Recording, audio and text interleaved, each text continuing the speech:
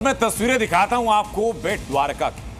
उत्तर प्रदेश से जैसी तस्वीरें सामने आती थी अतिक्रमण पर बुलडोजर कार्रवाई की, ठीक वैसे ही मॉडल में अब गुजरात के अंदर भी एक्शन हो रहा है। बेट द्वारका में जहां पर अवैध अतिक्रमण किया गया था, दरगाहें अवैध तरीके से बनाई गई थी, प्रशासन ने नोटिस दिया, नोटिस के बाद वक्त दिया, वक्त पर कार्रवाई नहीं की गई तो फिर कार्रवाई की गई प्रशासन की तरफ से और हुआ वहां पर बुलडोजर एक्शन।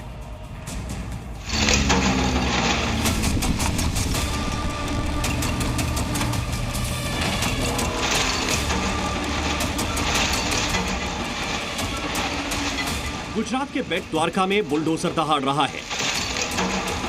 अवैध निर्माण और अतिक्रमण के खिलाफ पीले पंजे का प्रहार जारी है।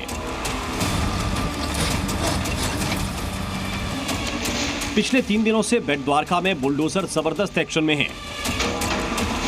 कानून को दरकिनार कर जितने भी मकान और दूसरी इमारतें बनाई गई थीं, सब जमींदोज की जा रही हैं। अब द्वारका में बुलडोजर कार्रवाई की सबसे ताजा तस्वीर देखिए। आज हजरत पीर पंज की दरगाह पर प्रशासन ने मदरसे पर पीला पंजा चलाया। इस अवैध दरगाह को 2-2 बुलडोजर ने मिलकर जमींदोज कर दिया। सबसे पहले दरगाह के मुख्य द्वार को गिराया गया और फिर दरगाह की दीवारों पर पीले पंजे के प्रहार ने इस इमारत को पूरी तरह से जमींदोज कर दिया।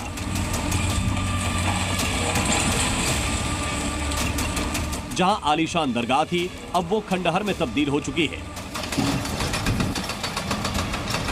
जानकारी के मुताबिक द्वारका जिले के ओखा में हजरत पंज पीर की ये दरगाह गुजरात मैरीटाइम बोर्ड की जमीन पर अवैध रूप से बनी थी। लिहाजा प्रशासन ने बुलडोजर चलाकर इसे ध्वस्त कर दिया। दरअसल देवभूमि द्वारका में कॉरिडोर प्रोजेक्ट चलाया जा रहा है। इसी के तहत पिछले 3 दिनों से द्वारका के बेट द्वारका में अवैध रूप से बने करीब 200 घरों और दूसरी इमारतों को गिराकर 8000 वर्ग मीटर सरकारी जमीन को खाली करवाया गया है, जिसकी कीमत करीब 19 करोड़ 35 लाख बताई जा रही है।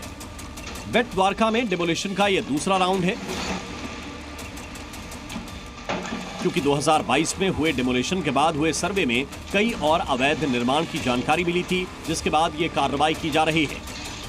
8 और 9 तारीख को हमने एक जन सुनवाई की, जिसके अंदर जितने भी लोगों के पास ऑथराइज डॉक्यूमेंट से जमीन के ऊपर रहने के हमने चेक किया और उसके बाद जब किसी भी घर के बारे में हमें ऑथराइज डॉक्यूमेंट्स नहीं मिले हैं, उसके बाद हमने यहाँ पे ये एनक्रोचमेंट डांस स्टार्ट किया है। अभी तक यहाँ पे 35 कंस्ट्रक्शन जो है इलीगल तोड़े गए हैं और ये एक्शन आज पूरे दिन चलता रहेगा और शायद कल शाम तक जितना भी हमारा टारगेटेड एरिया है उसको हम एनक्रोचमेंट के मुक्त कर पाएंगे।